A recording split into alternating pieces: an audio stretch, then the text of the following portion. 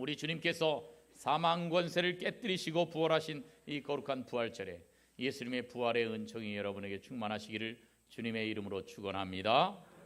한번 따라하겠습니다. 예수님이 부활하셨습니다. 우리도 부활할 것입니다. 예수님의 부활은 예수님의 부활에서 끝나고 나와 관계없는 부활이 아닙니다. 예수님이 부활하셨기 때문에 우리도 부활하게 될 것입니다. 이 예수님의 부활절을 맞아서 우리가 이 부활을 계기로 다시 보게 된 세 가지의 개념이 있습니다. 첫째, 방송실에서는 그 슬라이드를 많이 중간중간 이렇게 건너뛰어서 눈치껏 따라와 주시면 고맙겠습니다. 첫째, 부활은 마귀를 다시 보게 합니다. 하나님께서는 아담에게 에덴 동산에 있는 모든 것을 다 먹어도 좋다 그러셨지만 한 가지는 먹지 말라 그러셨어요. 그게 뭐죠? 선악과예요. 그런데 마귀가 유혹을 합니다. 선악과를 먹으면 내 눈이 밝아져서 하나님처럼 될 것이다. 그래서 하와가 먼저 먹습니다. 아담에게 주어서 또 아담도 먹습니다. 그때부터 인류에게 죽음이라고 하는 것이 찾아오게 되었습니다. 그래서 하나님께서는 이 마귀에게 저주하십니다. 창세기 3장 14절에 보니까 모든 짐승보다 더욱 저주를 받는다 그랬어요. 15절에서는 여자의 후손은 내 머리를 상하게 할 것이요 너는 그의 발꿈치를 상하게 할 것이니라. 여기 이 마귀가 예수님의 발꿈치를 상하게 할 것이라고 하는 것은 예수님을 십자가에 못 박아 죽이는 그 사건을 의미합니다. 그러나 그 죽음에서 끝나지 않고 예수님이 부활하심으로써 마귀의 머리를 결정적으로 상하게 해버리셨습니다. 그 다음에 16절에서는 범죄한 하와에게 벌을 주십니다. 19절에서는 범죄한 아담에게 벌을 주십니다. 마귀는 여러 권세를 받았는데 첫째는 흑암의 권세를 받았습니다. 그리고 두 번째는 공중 권세를 받았습니다. 세 번째는 사망 권세를 받았습니다. 히브리서 2장에 보니까 죽음의 세력을 잡은 자 곧 마귀라 그랬어요. 마귀는 죽음의 세력을 잡은 것입니다. 죽음을 가지고 우리를 위협합니다. 죽음 때문에 공포스러워서 우리가 마귀 밑에 굴복하게 만듭니다. 그러나 이 사망 권세를 가지고 있는 이 마귀의 권세를 예수님이 깨뜨려 버리셨습니다. 부활로 말미암아서 이제 마귀는 더 이상 사망 권세를 가진 존재가 아닙니다. 사망 권세를 빼앗겨 버린 사건이 바로 부활 사건입니다. 그래서 예수님은 예수님의 부활로 말미암아 사망 권세는 이제 다 무효가 되었다고 선언하시는 것입니다. 그래서 우리는 예수님의 부활을 통해서 마귀를 다시 봐야 합니다. 마귀는 더 이상 두려운 존재가 아닙니다. 다만 더러운 존재일 뿐입니다. 마귀는 더럽기 때문에 우리가 마귀를 따라 살고 마귀가 동행하면 우리가 더러워져요. 우리가 죄를 짓습니다. 그러기 때문에 피하는 것이지 무서운 존재는 이제는 아니게 돼버리고 말았습니다. 왜냐하면 사망 권세를 우리를 위협할 수 없기 때문에 그렇습니다. 성령님이 오시면 성령님은 결코 우리를 죄짓게 만들지 않고 성령님은 우리를 결코 이렇게 더럽게 만드는 적이 없습니다.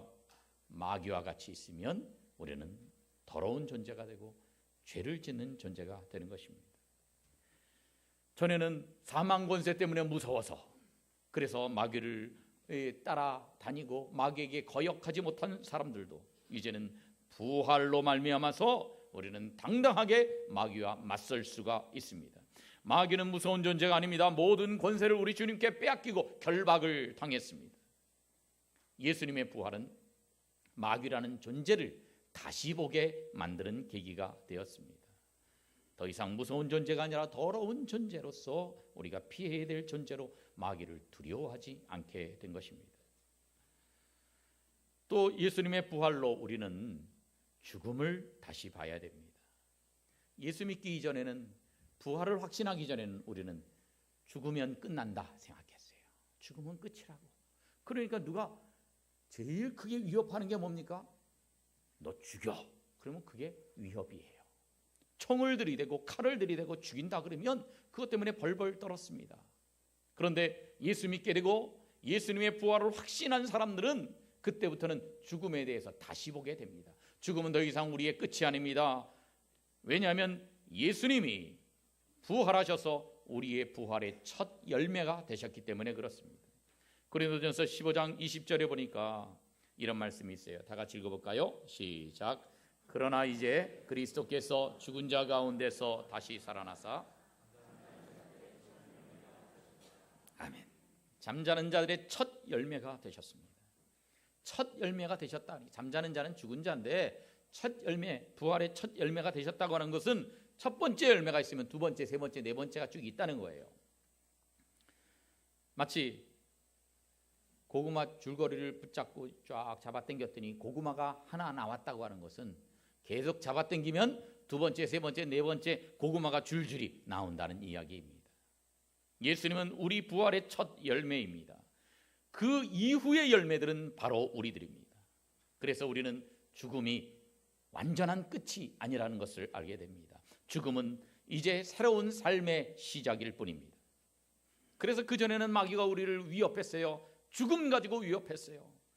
그런데 오늘 본문 55절에 보니까 사망한 너의 승리가 어디 있느냐? 사망한 네가 쏘는 것이 어디 있느냐? 이제는 마귀는 이 사망 가지고 우리를 더 이상 위협할 수 없게 되었던 것입니다. 그래서 우리는 예수님의 부활을 통해서 우리의 죽음을 다시 보게 됩니다. 이제는 그냥 죽음을 두려워하지 않습니다. 죽으면 모든 것이 다 끝나버리는데, 나는 없어져 버리는데, 그렇게 생각하지 않습니다. 죽음 이후에 더 멋진 삶이 기다리고 있기 때문에 그렇습니다. 이와 예대를 세운 김한란 박사님이 돌아가시면서 이렇게 얘기했어요. 나는 죽는 것이 아니라 하늘 날아가는 것이다. 그러니까 장례식이라고 하지 말고 환송식이라고 불러라. 그래서 실제 장례식을 치르지 않고 환송식을 했습니다. 부활은 우리의 장례식을 환송식으로 바꾼 사건이 되었습니다. 장례, 죽어서 끝나고 무덤에 묻히고 끝나는 것이 아니라 천국 가는 그 길이 바로 죽음이라고 하는 것을 우리에게 보여주고 있습니다. 부활은 죽음을 재해석하게 만들어 주었습니다.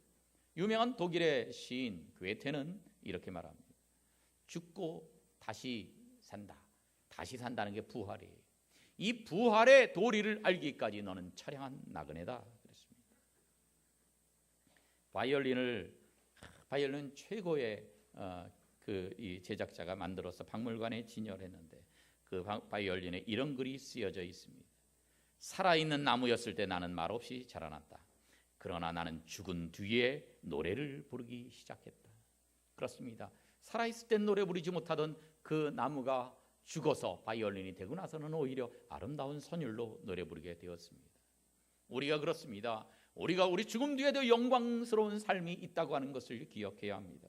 스폴전 목사님은 사망이라는 것은 주님 만나는 대합실이다. 그곳에서 우리는 영원히 살 수 있는 옷을 입을 수 있다고 말했습니다. 철로 역정을 쓴 요한 번연은 죽으면서 그랬어요. 나를 위해 울지 말고 너희를 위해 울어라. 나는 예수 그리스도에게 간다. 오늘 새 노래를 부르는 곳으로 들어가게 될 것이다. 거기서 영원히 머물 것이다. 그렇게 얘기했습니다. 만세반석 열리니 내가 들어갑니다. 이 찬송을 지은 토플라디는 죽을 때 이렇게 말했습니다.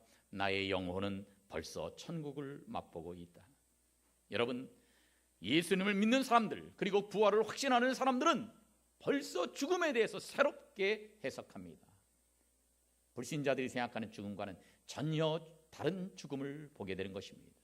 오늘 예수 그리스도의 부활을 확신하는 여러분들도 여러분의 죽음에 대해서 새롭게 보시기 바랍니다. 우리의 죽음은 결코 모든 것이 끝나버리는 것이 아닙니다. 영광스러운 새로운 삶을 우리에게 약속하고 있고, 그리고 또 영광스러운 부활을 우리에게 약속하고 있는 관문입니다.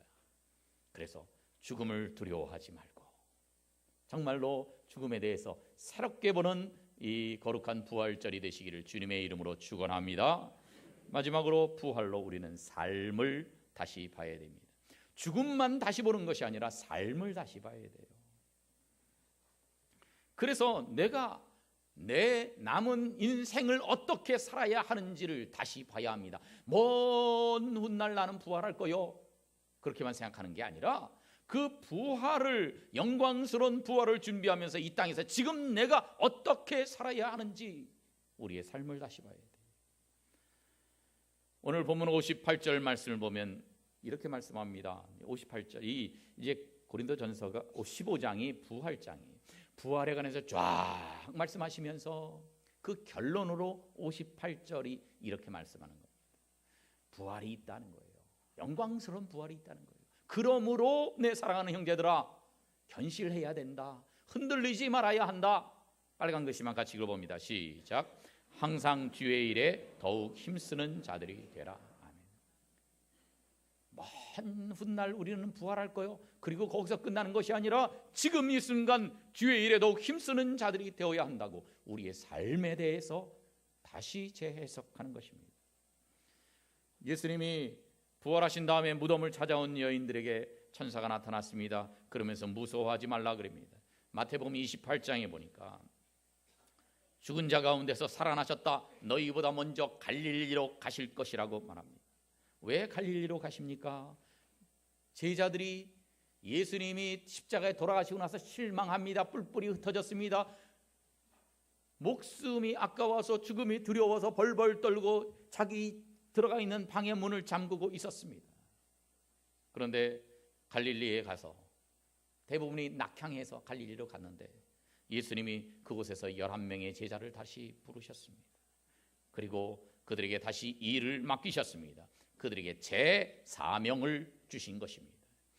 그렇습니다. 예수님의 부활을 경험한 사람들은 전부 다 다시 새 사명을 받습니다. 예수님의 부활은 예수님의 부활에서 끝나는 것이 아닙니다. 우리의 삶을 다시 보게 만들고 우리가 사명을 갖게 만드는 것입니다. 그래서 11명의 제자들이 전부 다 순교를 했습니다. 야고보가 예루살렘에서 순교를 했습니다. 베드로는 로마에서 십자가에 거꾸로 못 박혀 순교했습니다. 요한은 반모섬에서 유배돼서 죽었습니다. 안드레도 순교를 당했습니다. 빌립도, 바돌로메도, 마테도, 도마도 전부 다 순교를 당했어요. 시간이 없어서 이거 다 설명하지 않겠습니다. 알페오의 야고보도 역시 톱으로 켜서 죽음을 당했습니다. 다데오도 에데사에서 칼에 찔려 순교당했습니다. 시몬도 전부 다 순교당했습니다. 여러분, 전에는 무서워서 도망했던 사람들입니다. 생존에 급급했던 사람들입니다. 단지 사는 것 자체 생존이 중요했던 사람들인데 이제 부활을 알고 나서는 생존이 중요하지 않습니다. 내가 무엇을 위해 살아야 되는지 죽음 자체가 두렵지 않으니까 이제는 사명을 발견하는 것입니다. 그렇습니다. 부활은 삶의 새로운 사명을 주었습니다. 오늘 부활절에 우리는 우리 삶의 새로운 사명을 받아야 합니다. 내가 무엇을 위해 살아야 하는지, 주님께서 무엇을 위해 살라고 나를 위해 살아나셨는지. 그렇습니다. 그래서 우리는 부활을 통해서 이 세 가지를 다시 보게 되었습니다. 그러면서 우리는 생존이 아닌 사명으로 우리의 삶을 다시 해석하게 되는 것입니다. 아무쪼록 이 거룩한 부활절에, 기독교 최고의 명절에 그저 기뻐하는 것에서 그치는 것이 아니라 나와 상관없이 예수님의 부활을 축하하는 데서 끝나는 것이 아니라 정말로 내 삶이 새로워지고 내가 사명을 재확인하는 복된 부활절이 되시기를 주님의 이름으로 축원합니다. 기도하겠습니다. 고마우신 아버지 하나님, 우리를 위해 예수님께서 죽으시고 우리를 부활시키기 위해서 다시 부활의 첫 열매가 되신 것을 감사하며 하나님께 찬양과 영광을 올려드립니다. 아버지 하나님, 이 예수님의 부활을 통해 마귀를 다시 보게 하시고 죽음을 다시 보게 하시고 내 삶을 다시 보되 내 삶이 생존을 위한 삶이 아니라 사명을 위한 삶으로 다시 새롭게 일어서는 저희들 되게 해 주시옵소서. 예수님의 이름으로 기도하옵나이다. 아멘.